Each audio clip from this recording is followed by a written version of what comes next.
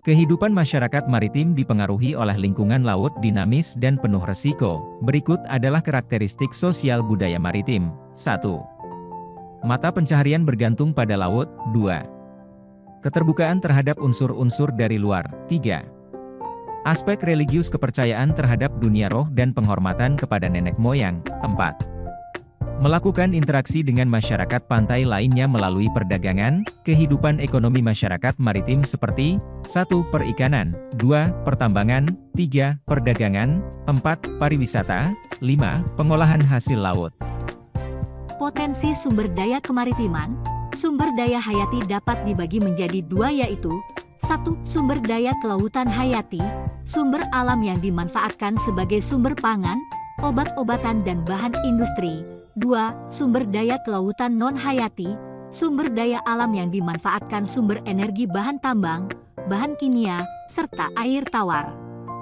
Salah satu upaya dalam mewujudkan dan memaksimalkan potensi sumber daya kelautan yaitu 1. Ekonomi biru, blue economy atau ekonomi biru merujuk pada pemanfaatan dan pengelolaan kelanjutan sumber daya laut dan kelautan untuk mendukung pertumbuhan ekonomi. Meliputi berbagai sektor seperti transportasi maritim, industri perikanan, budidaya perairan dan lain-lain. 2. Pariwisata bahari. Pariwisata bahari difokuskan pada pemanfaatan wilayah pesisir atau pantai serta pergunaan perairan atau laut. Keanekaragaman hayati terumbu karang untuk menjaga peristiwa agar tetap lestari. Mencakup upaya untuk menjaga keberlanjutan ekosistem, mencegah kerusakan lingkungan, dan memastikan bahwa sumber daya alam dapat dimanfaatkan oleh generasi masa depan. Pertahanan dan keamanan maritim merupakan perlindungan kepentingan nasional di wilayah maritim dengan tujuan melindungi kedaulatan, menjaga kekayaan alam, hingga keselamatan dan keamanan perairan Indonesia. Di samping itu, terdapat pula ancaman dalam hal ini yakni illegal fishing, pencemaran lingkungan maritim, dan lainnya. Langkah strategis pertahanan maritim, penerbitan buku putih kebijakan kelautan Indonesia, membangun kekuatan maritim, penegakan hukum di laut, kedaulatan negara maritim dan diplomasi kemaritiman. Kedaulatan wilayah negara maritim diatur dalam Konvensi 3 PBB tentang Hukum Laut UNCLOS Jamaika, 6 hingga 10 Desember 1982, menentukan dan membagi laut dalam 3 bagian, yakni wilayah perairan Indonesia meliputi batas laut teritorial, batas landas kontinen dan batas zona ekonomi eksklusif, Z. Kedaulatan ini diatur juga dalam Pasal 4 UU Nomor 6 Tahun 1996. Diplomasi kemaritiman.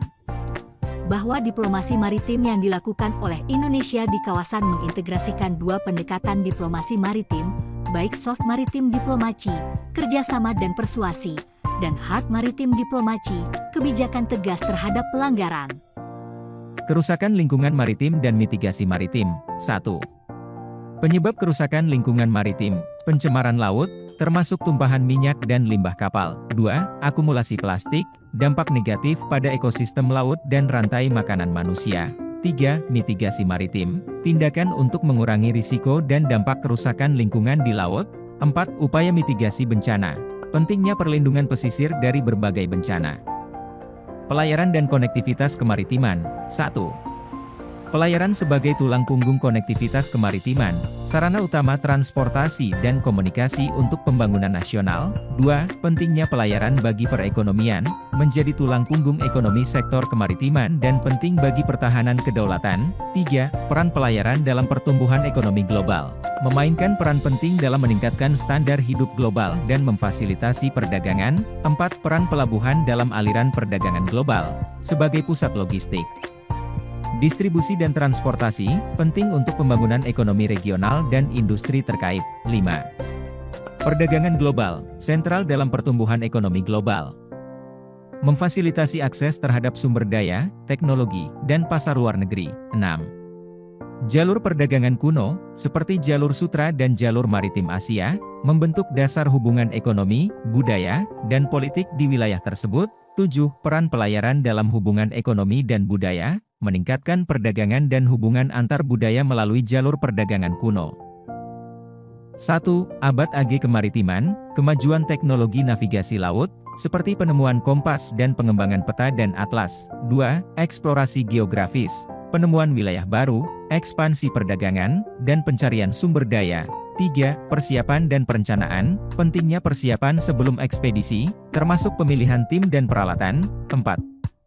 Tujuan eksplorasi, penemuan geografis, ekspansi perdagangan, penemuan ilmiah, dan pemahaman terhadap kebudayaan yang berbeda. 5. Dampak sosial dan ekonomi, pembukaan jalur perdagangan baru, pertukaran budaya, dan perubahan struktur sosial dan ekonomi.